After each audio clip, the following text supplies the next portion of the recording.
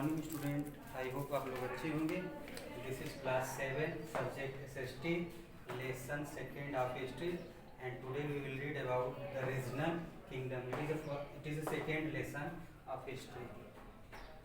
ठीक, Harshvardhan died in 647।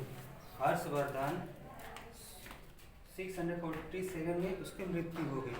उसके बाद उस एम्पायर में कोई ऐसा व्यक्ति नहीं था जो उसके एम्पायर को कंट्रोल कर सके, नियंत्रित कर सके। ठीक, उसके बाद नॉर्दर्न इंडिया में और बहुत सारे जो छोटे छोटे एम्पायर थे वो उन्होंने इमर्ज किया पावर को और एक मतलब शक्तिशाली राष्ट्र बने, शक्तिशाली एम्पायर बने। उनमें से प्रतिहार और पाल्स, ये नॉर्दर्न इंडिया के जो टू पावरफुल एम्पायर थे, प्रतिहार एंड पाल्स। उसके बाद राष्ट्रकूट, ये डेक्कन एरिया में काफ़ी स्ट्रांग थे। और ये तीनों मिलकर, ये जो तीनों थे प्रतिहार, पाल्स और राष्ट्रकूट, ये कन्नौज के लिए आपस में लड़ रहे थे। इस लड़ाई को हम त्रिपक्षी संघर्ष कहते हैं। त्रिपक्षी संघर्ष मीन्स प्रतिहार, पाल्स और राष्ट्रकूट, ये तीनों इसी कन्नौज के लिए फाइट कर रहे थे, जिसको हम ट्राइपार्टाइट स्ट्रगल भी कहते हैं या त्रिपक्षी वार।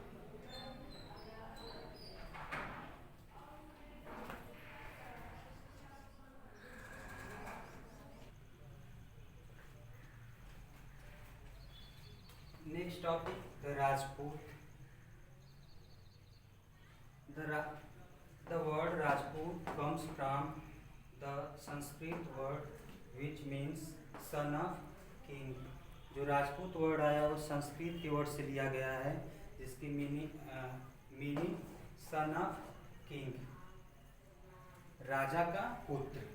अब राइज ऑफ राजपूत, जब इंडियन हिस्ट्री में पढ़ते हैं तो राजपूतों की हिस्ट्री या राजपूत जो राजस्थान के जो राजपूत, उनका उधर 6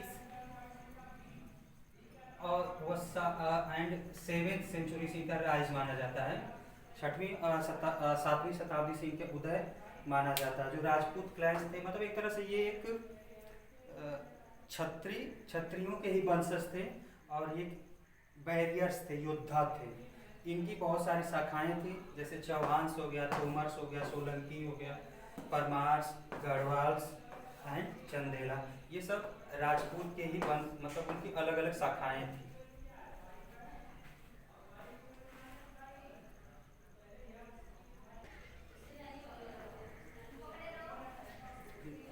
चौहान, जैसा कि बताया था आप लोगों को, चौहान ये राजपूतों की एक शाखा थी। इसका जो समय था वो 8वीं से लेकर 12वीं शताब्दी तक, 8 to 12 सेंचुरी तक माना जाता है। इनका जो उदय हुआ, इनका जो शासन काल है वो 8 to 12 सेंचुरी तक माना जाता है। इनकी जो डोमिनेटेड एरिया थे या जहाँ पर वो रूल करते थे, दिल्ली, अजमेर, रणथंभौर। ठीक, उसके बाद जो सबसे मोस्ट पावरफुल रूलर था चौहान डायनेस्टी का, वो था Prithviraj Chauhan and he was ruling in Delhi. Delhi में शासन उसका था। 1191 में इसने मोहम्मद गोरी को in the battle of Tarain, in the first battle of Tarain, Prithviraj Chauhan defeated to Mohammad Ghori in 1191, but in 1192 Prithviraj Chauhan was defeated by the Mohammad Ghori और इसके रूल का अंत हो गया और उसी के साथ साथ चौहानों का भी रूल लगभग भारत में समाप्त हो गया।